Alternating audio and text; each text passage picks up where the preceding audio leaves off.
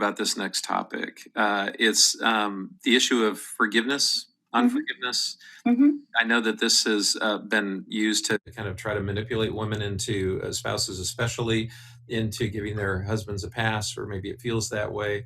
They Yeah. feel either rushed into it or, or controlled in some way. So this whole idea, this whole sense of breaking free from unforgiveness, how to rebuild trust and learn to forgive in your relationship.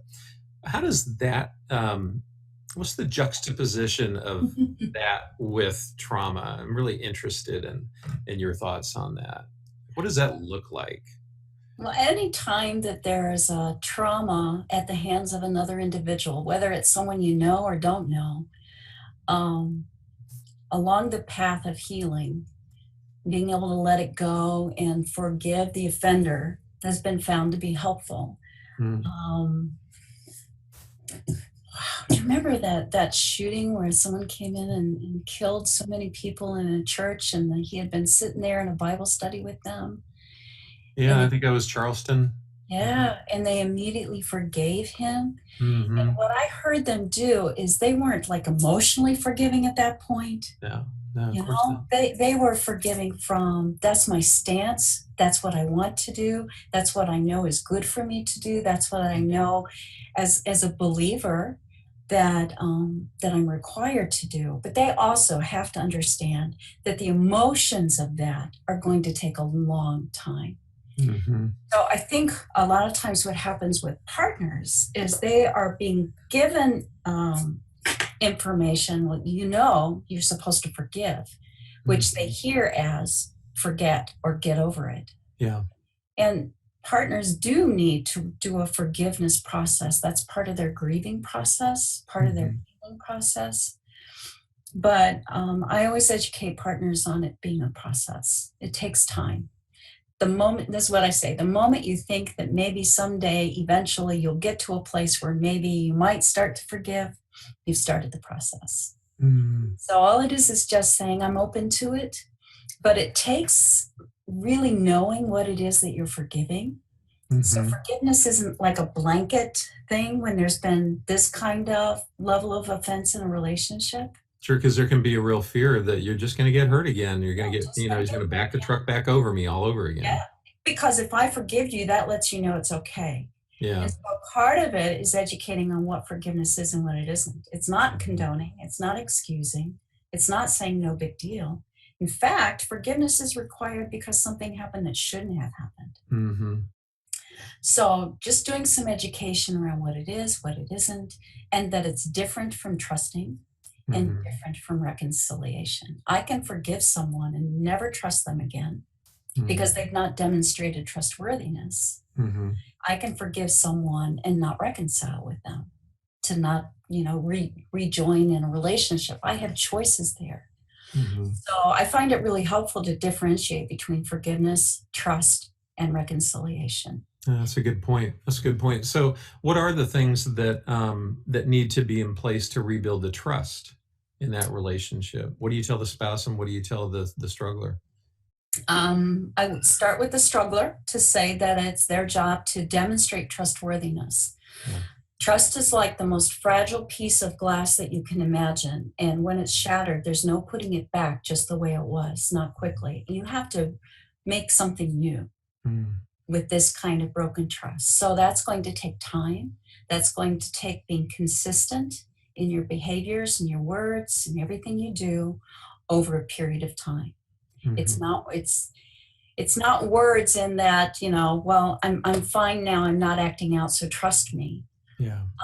It really has to be where eventually the behaviors are what are screaming what's going on. They're the demonstrator, and then Mhm. the words follow it up, and Mhm. they match over time. So I'm telling a partner, advising her to just think, what are the areas where you might now trust your spouse?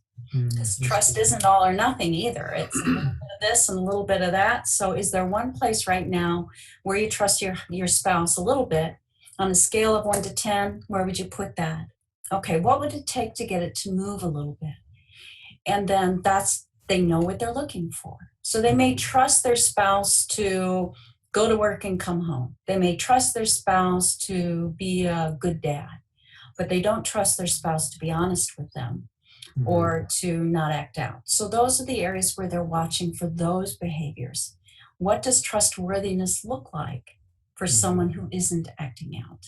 And Mhm. how can they demonstrate that? So I help the partner kind of identify observables that they're looking for. Mhm. But it has to start with the offender or the struggler to take that first step and Mhm. to demonstrate trustworthiness. One of the best gifts my husband gave me is I will do everything I take that it takes for you to trust me again. And if you never do, I totally understand. And I will Mhm. never pressure you to trust me. Mm. So And I there was think there's never a this, when are you going to get over it or anything yeah. like that. And when that happens, that breaks the trust again. Yeah, that's a huge, huge gift. I have a story that I've told for some time now that a guy who I've been working with, they were going through a period of abstinence. And it was pretty easy because his spouse just didn't want to be sexual with him Mhm. at all, at the time, didn't trust him. And so, but we, put a label on it, so to speak, and said, well, let's Mhm. walk through this. And so I said, really minimum 90 days. So we got to the 90 days and he said, she's still not interested. So what do I do? And I said, Mhm. you wait and And then you support. wait some more. And then so 120 days came by, Mhm. still nothing. And then, okay, don't pressure her, just wait. Mhm. You'll know when she's ready. And then, 200 days went by, Mhm. and then 400 days went by. Mhm. Now by then, he's like, well, we're not being sexual, but our relationship is incredible because we have all this like emotional intimacy and Mhm. intellectual intimacy and spiritual intimacy. I mean, we're connecting on all these levels, even Mhm. though we're not being sexually intimate. And so he's gotten it right. So he Mhm. totally took the pressure off his spouse. He went through 800 days Mhm. of abstinence from sex because she wasn't ready. And then guess what? She was Mhm. ready. She Mhm. trusted him. He said it Yeah. was incredible.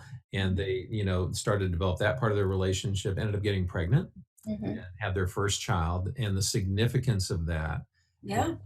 I get guys that are, addicts are addicts. Okay. I mean, no one, there aren't many people that can kind of pull the wool over my eyes. So when guys come to me and they start with well, she doesn't do this, she doesn't do that. I'm like, okay, cut the BS. Let's get right to it. Mhm. And I just tell them, listen, you got to wait. She may not trust you for years, and you need to be okay with that. Maybe 10 years, you got to Yeah. be okay with that. Look at all the stuff you dumped on her. And Mhm. so just give it time. But when they do, you Yeah. really have to let that heart heal. I think you've given me the best metaphor now for Mhm. this because I remember going and visiting this incredible museum at Harvard University that's called the Glass Flowers Museum. And it was all these glass flowers that were made in Germany back Yeah. before World War II, and they were actually able to get them out of there. And so they have this beautiful museum of these incredibly intricate. I mean, like Mhm. if there was a strong enough earthquake, the whole place would be wiped out, all of Yeah. those. And that is what a woman's heart is Mhm. when in the face of this like wrecking ball of Yeah. sexual sin, isn't it? Very, very much so. I remember seeing someone illustrate that once. I was at a conference and a woman got up and she took this red glass heart ornament Mm, and then she wrapped it in a napkin and then put it on the floor. And she said, and this is what it's like for a partner. And she stomped on it. mm, And so it was a real vivid picture of yeah. that's what it does to a partner's heart. Now, Mm, another piece of forgiveness and trust is that eventually, if you're going to stay in the relationship, the partner needs to take the risk of trusting a little bit. mm, Um, and partners, a lot of partners get stuck there. I know I got stuck there because there is this fear of if I start to trust again, I'm making myself vulnerable again. mhm, So I went through this process that my wise therapist had me do of just planning a gift for my spouse because I couldn't hold fear of him or anger at him to the degree I had. At the same time, I was holding, boy, I can't wait to see his excitement when he opens this thing up or when he gets this mm, gift. yeah. Um, and it took months because I had something created for him. I had a guitar commissioned for him. Mm, He's a musician. And so it took a while for it to be built. But when he opened it, by the time he opened it, I was so excited about that in his heart that it Sure. really had done a level of healing in mine. But you Yeah. can't rush that. It No, has you to be can't. at the appropriate time. And then reconciliation is when both come together, but it takes Mhm. the person who did the offense to start the process. And Yeah. then the offended person then follows, and then they reconcile. Yeah. So think of it as a bridge, but one span has to start before the other. Yeah. That's a great way to think of it. Yeah. That's great. Thank you for that.